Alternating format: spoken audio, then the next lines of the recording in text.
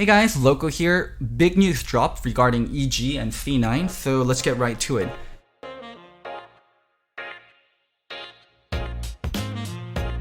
EG is picking up Deathly, Kumo, Zazel, and most importantly, Svenskeren from Cloud9. So yeah, what a big bomb. So Jacob Wolf, who is our resident Woj, if you don't know who Woj is like the NBA reporter that basically announces everything and he knows everyone. So yeah, Jacob Wolf is someone with incredibly good track record. Like he's like 99%. Like for him to be wrong, you'd have to go back like 4 or 5 years. Like he hasn't been wrong in forever. So pretty much whatever he says is actually going to happen.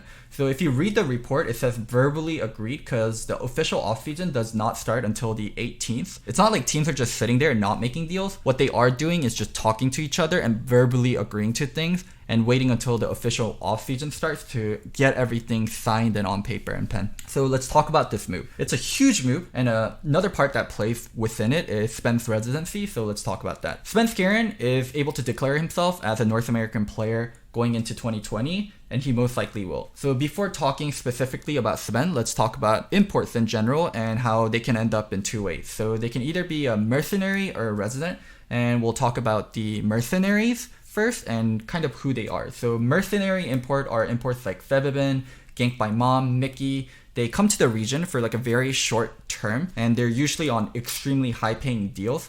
They don't really assimilate with the team or the culture, and often after 1 or 2 splits, they go back to their original region and they love trash talking NA and talking about how bad it is.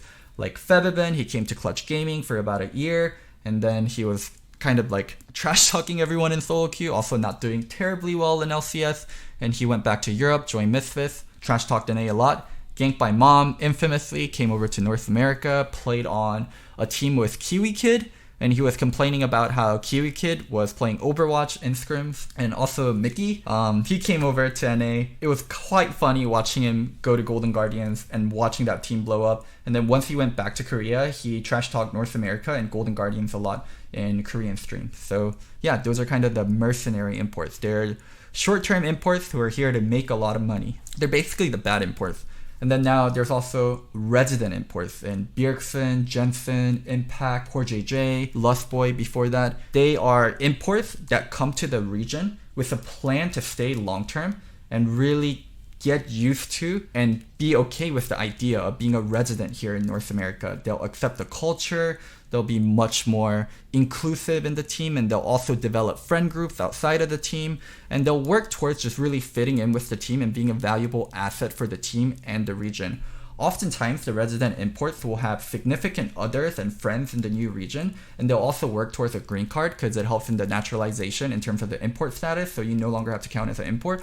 And also, it's just a lot easier to stay in North America if you have a green card. What kind of import is Svenskeren? I think it's very obvious at this point. He has a significant other in North America. He's been here for a long time. It seems like he's not really trash talking NA, just a nice guy. He's going to be here for the long term, and he will definitely be a resident player. I think he will declare himself as a North American player going into 2020, and that's going to be a huge bonus for EG. So what's next for EG? And for basically like who is EG for people that don't know who EG is. EG is Evil Geniuses. They're a team from way back. They're famous for their Dota team winning TI, and even before that, they had a StarCraft team with Idra. They're just an old school esport org that was started by Alex Garfield. They were in LCS for a very, very brief moment with an old school roster of Snoopy, Crepo, Pobelter, Altec. What was there? Oh man, I forget the rest of their roster, but it was such a long time ago. But they were in LCS for an extremely brief moment, and then they changed to Winter Fox.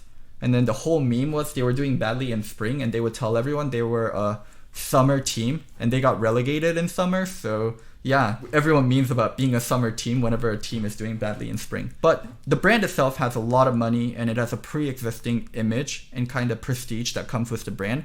So I mean, they're gonna look to spend a lot coming in, and they've shown that by buying out all these C9 players. I think the combination of Kumo, Deathly, Zazel, and Svenskeren will definitely fetch somewhere around $1 million, maybe even more. These are resident NA players that kind of have proven themselves in varying amounts. I mean, Svenskeren Svenskeren was the summer MVP. Like, that alone is going to be an extremely expensive player. So yeah, this buyout was probably one of the highest ever. The only other buyout that I can imagine being higher would be the old Immortals roster, the one with X-Smithy, Ole, Cody Sun, Pobelter that TL did. But the scene, it was just like the beginning of franchising, and Immortals was getting kicked out of the league, where this one is completely different, where C9 holds all the cards. They can just sit there and they have all the valuable assets and North American players that they feel free like giving up to other teams and selling to other teams. And EG desperately needs players, and they want to make a splash, and they want to have a good first impression.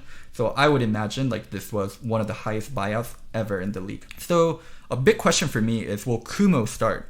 Kumo, if you guys know him from before, he used to go by Shiro. He's a weeb, anime-loving North American player from Scouting Grounds that used to play in C9 Academy, and that played very briefly for C9 LCS team when Licorice was having wrist injuries. He was an okay player. He was a carry player with not a lot of experience. He just felt like Licorice light, so I think they could start him, but I can also see EG really splashing for really good mid lane and a really good top lane. I mean, you have 3 NA players. Why not go ham for great imports on top of that if you really want to have a great first split and a great first impression and a great welcome back into LCS? So I'm very curious to see what will happen for EG in terms of solo lane. Just because they picked up Kumo, don't expect EG to start Kumo. Something else can definitely happen. Now, on the other hand, the other half, what is next for C9? I mean, for this transaction to go through, C9 has to approve it, right? Their management has to be okay with this trade.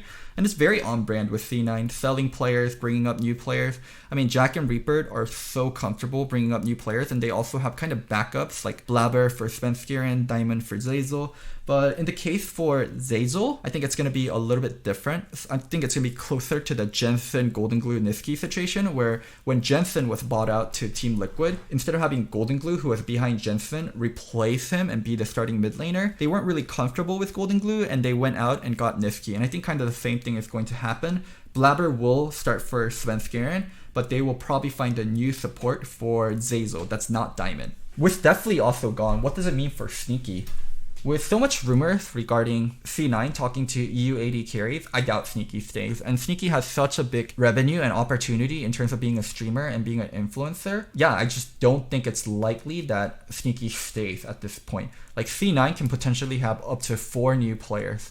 Or just 3, I guess, with Licorice and Niski. Once again, C9 is winning the offseason. I hope you guys enjoyed this small roster piece on EG buying out 4 of C9's player and just a start of off season. Don't forget to like, subscribe, and comment. I'll do a lot more pieces like this as new news drops.